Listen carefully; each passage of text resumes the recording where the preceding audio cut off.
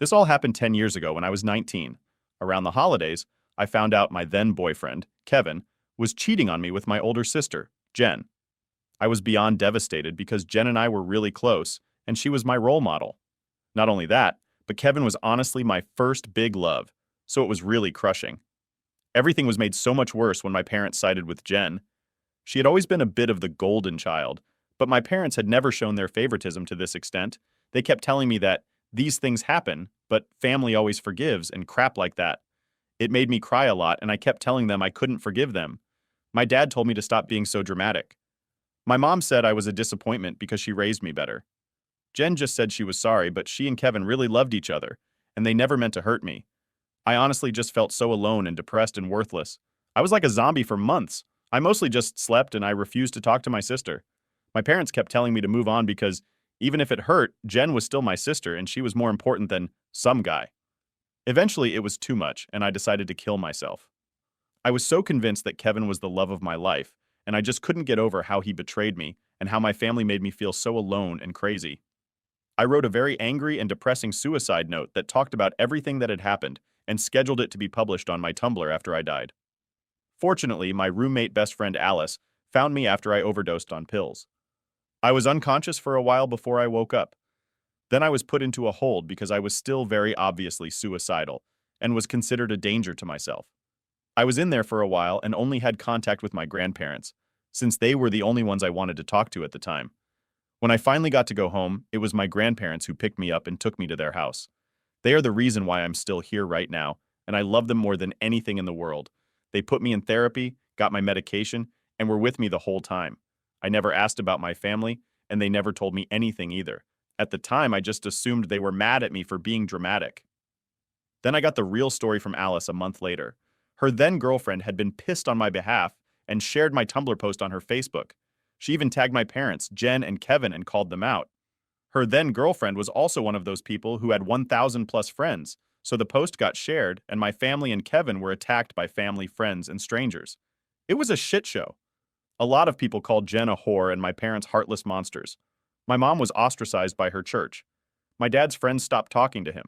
A lot of Jen's friends were disgusted by her behavior and ditched her. Kevin got backlash too because he lied to his super religious family that we had broken up amicably and said God guided him to Jen. My grandparents told my mom, their daughter, that she was dead to them for how much she and my family hurt me. They were the ones that forced my parents and Jen to back off and leave me alone, and to never contact me until I reached out to them. But I never did, because they were dead to me too. Jen and Kevin ended up breaking up after his parents sent him away to find Jesus again. I have no idea what became of him. Jen had to move to get away from everyone calling her a whore.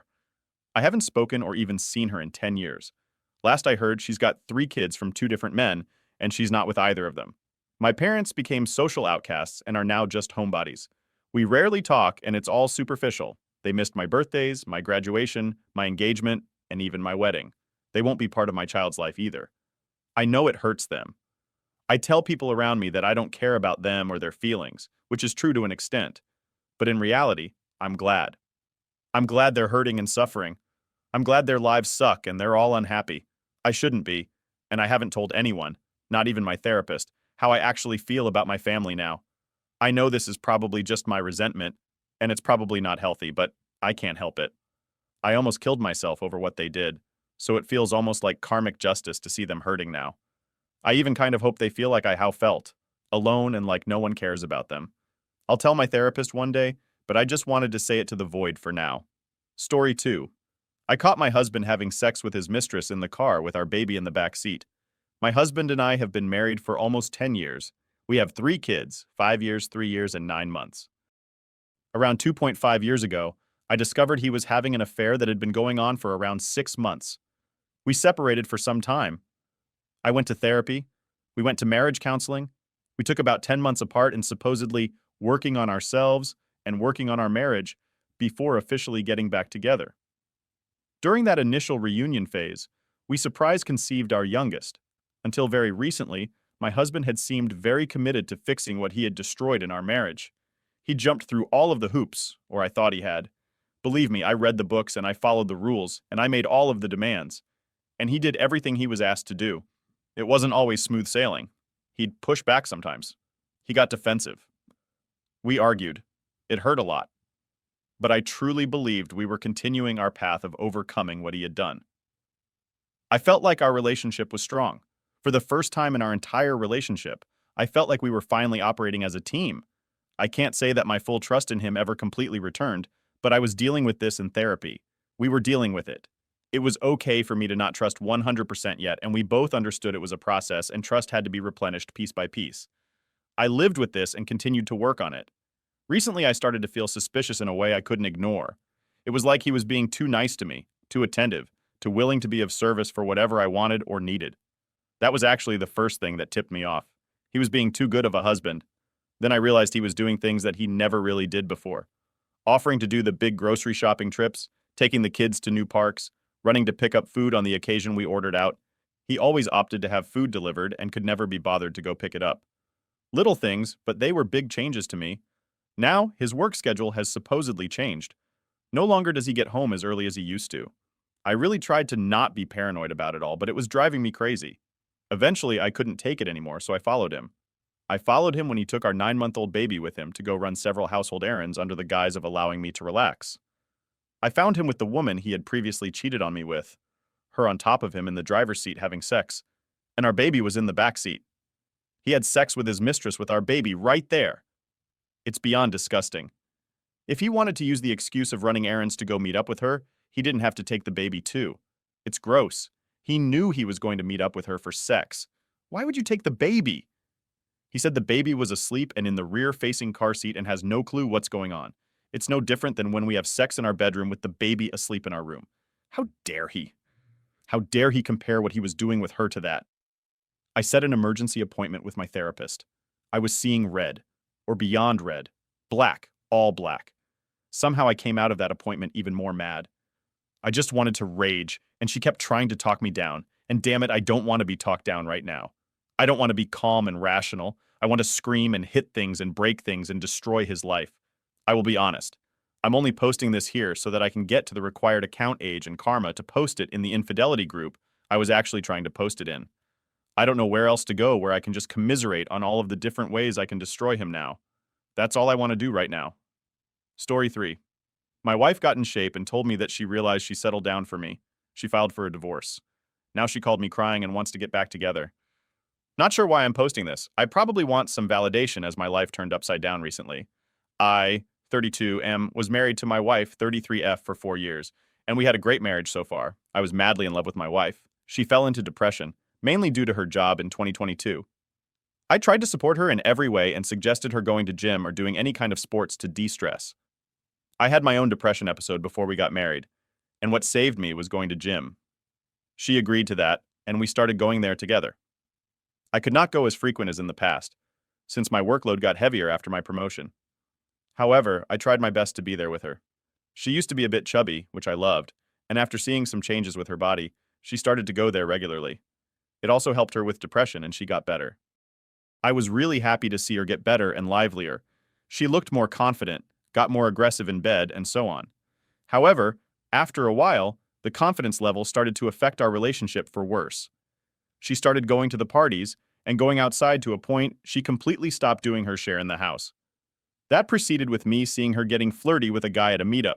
We went. I communicated my feelings to her, and she dismissed these after several of these. I had her sit down with me and told her that she is riding high on her newly found confidence and emotions right now. I clearly stated she should not make decisions or actions according to that confidence right now. I know it well. It was one of my worst traits. I used to be extremely emotionally driven in the past. I suggested we go to a marriage counselor, and hell broke loose. She said vile things to me, like how she realized she settled down with me after getting better, and she could do much better than me. She said I am insecure and other things. This woman used to be sweetest person on the earth, and I was shocked after hearing the things she said to me. She filed for divorce the following month, and I did not hear much from her other than some lawyer talks. Our court scene is scheduled to be next month, and my lawyer told me there is a high chance it will be concluded then. There is not much to share, similar income. Only shared asset is our joint account. Similar savings and no kid's house is my mom's, so it's out of division. I accepted my marriage is going to end like that. Last week she called crying and told me she regrets everything. She apologized over and over again, but I felt disappointed. Not angry, not sad, but just disappointed. She did not text me nor call me even once since the divorce started. I did not even know where she was since she just left the home. I told her there is no going back now. She has been messaging me nonstop. My family supports my decision and tell me I should not back down. My in-laws were shocked when they heard about the divorce. They are now telling me to rethink everything. I will 99.9% not back down. But as I said, just looking for validation and maybe wanted to vent. Thank you for reading. Relevant comments, Opie. Replying to a deleted comment, I did not even understand why she left me after getting in shape. I am in shape too. It's not like I was overweight. It has been a while since going to the gym before we started together. But I was not in bad shape at all. I could probably get back to my shredded years with 1 year of regular workout. Comment. Was she ever screened for bipolar? Trying to wrap my head around the rapid shift? Opie. No, I have not seen her switching like this before. Comment. How long were you separated? Did she tell you why she made the mistake of about 5 months? She did not specify it. I'm not sure what happened that made her call me crying. Update. 6 weeks later, we are officially divorced. There was not much to share, so he went smooth as a button, according to my lawyer. I've never talked to her other than through lawyers as much as she wanted me to. She tried to talk to me one-on-one and get closure, but I just do not want that. It's not that I do not care why she left me, what she did during that time. I just do not want to know. I've been living without her for months now. At first it was difficult and I cried all night, some days. But after a few months I feel like I came to accept everything. What peace will it give to learn what and why when I already accept everything other than hurting me? For once, I want to prioritize my peace of mind in this whole process. My parents and friends are here to support me, and I'm glad that I have such a great support circle. As for what my plans are, renovate my office room in the house, get back to the gym, and live my best life. I've been wanting to renovate my office room for a while now, and that's what I'll start with. I started hitting the gym at the same time. I believe my body is good, but I have some extra fat. Dieting proved itself difficult because I am a tiramisu addict. For the dating part, I uploaded a few apps and tried out how I'm doing. I got decent number of matches, but realized I do not feel like doing it right now. I'll focus on my own hobbies, well-being, and once for now, thank you for all the support and help in the last post. Relevant comment. I'm really sorry you had to go through this awful experience. I agree with you that closure is just for her. As you said, all the tears and pain you need to do all the best for you. Keep looking after yourself, and I'm proud of how you have handled yourself during this difficult time from a cyber friend. I think I gave myself my own closure, and that conclusion is having my best life and moving on. That's the best thing I can do. Thanks for the good wishes. Story 4. My girlfriend has made my life a living hell and threatened to falsely accuse me of SA and DV if I break up. I feel trapped. Me, male 27, partner, female 25. Backstory. We met through mutual friends about 2 years ago when I still lived back in my hometown. I got on with her. We had similar interests, a similar sense of humor, and I asked her out on a date. Several dates later, we made it official. As of now, we have been dating almost 20 months. We don't live together. I live alone in a house that I own. I have a mortgage while she lives with her friend in a rented apartment. We don't live in the same town, but I'm only a 35-minute drive from her, so we need 3 or 4 times a week. Everything was great for the first year and a bit. However, about 5 or 6 months ago, she began to change from the girl I loved to someone with a massive issue. Her father had recently divorced her mother, and my SO took it pretty bad. I tried to help her through it, but she blamed it all on me, took it out on me, hit me not hard enough to cause me any harm, but it shocked me to say the least. I would stand up for myself and leave her be until she came crawling back, apologizing. However, this didn't stop here. She purposely ignored my birthday, made it a living hell. She would come over in the middle of the night to my house and scream at me. She would throw my possessions around, breaking everything in a rage, and after the fight had finished, she would blame the argument and the broken items on me. One time she even came to my workplace and accused me of cheating on her in front of everyone. Not only was I totally embarrassed, my boss was not pleased with me. My hopes of ever getting a bonus or a promotion took a heavy hit the day, as it was not professional to mix personal issues with work, according to him. So about a week ago, I decided I wanted to end it. She was making me more upset every day, accusing me of things that she knows deep down I would never do. I went over to hers and told her calmly that I wanted to split up and that she should seek some kind of help as her behavior was not normal.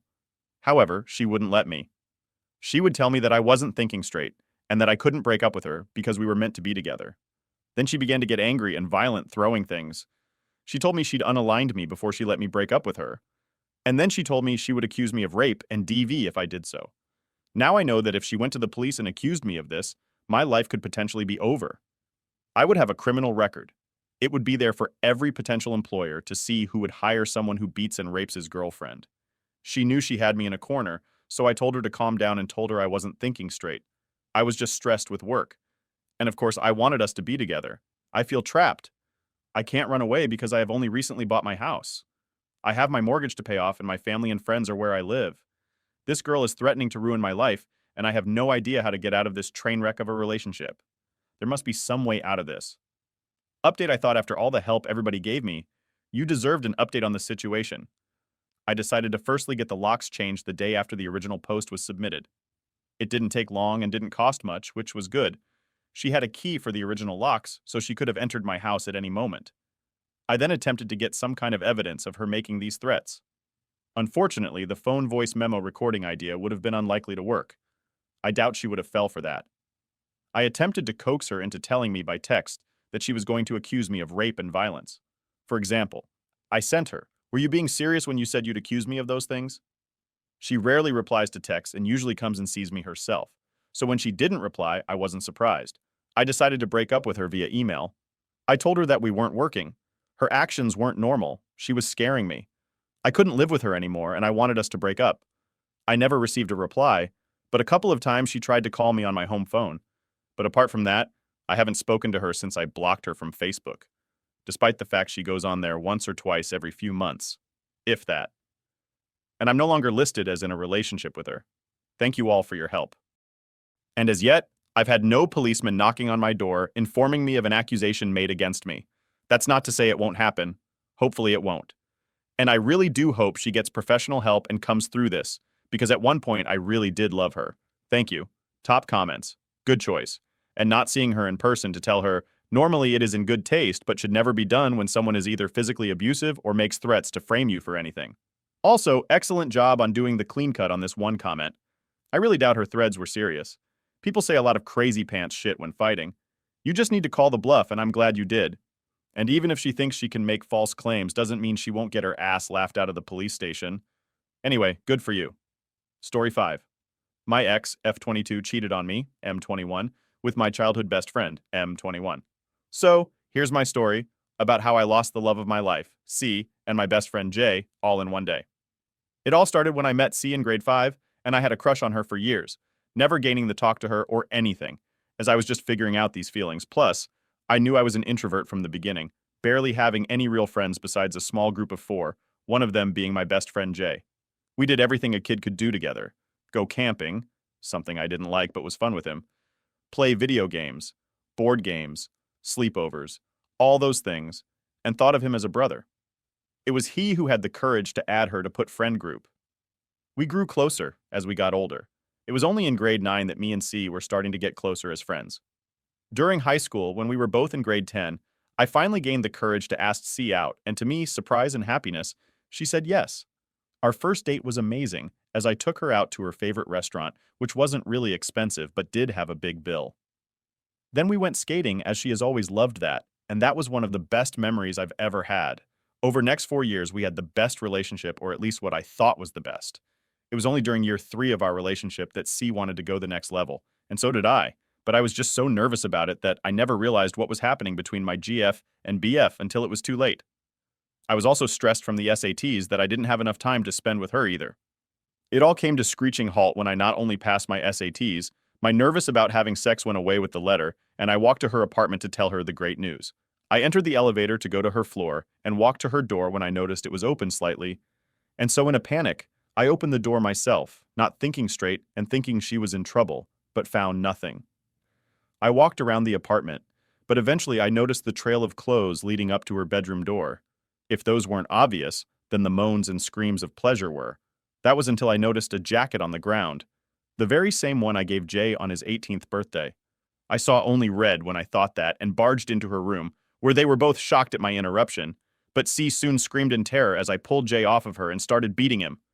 I was never a violent person growing up, but this rage and betrayal turned me into someone I hope I could never be again. It's been 2 weeks since I caught Jay and C together, and I have been ignoring every message they sent me, every call and voicemail they made, and have even ignored their family's attempts at getting me to speak to them. I couldn't stand to be in the same room with them anymore. Every time I think of them, I just remember that day when I caught them. Hope you guys have any advice about what I should do next with them, because I don't. Update. So, here's my update on my situation. Sorry this took a bit, but I decided to just look at the future for myself now after everything that's happened. So, on to the update.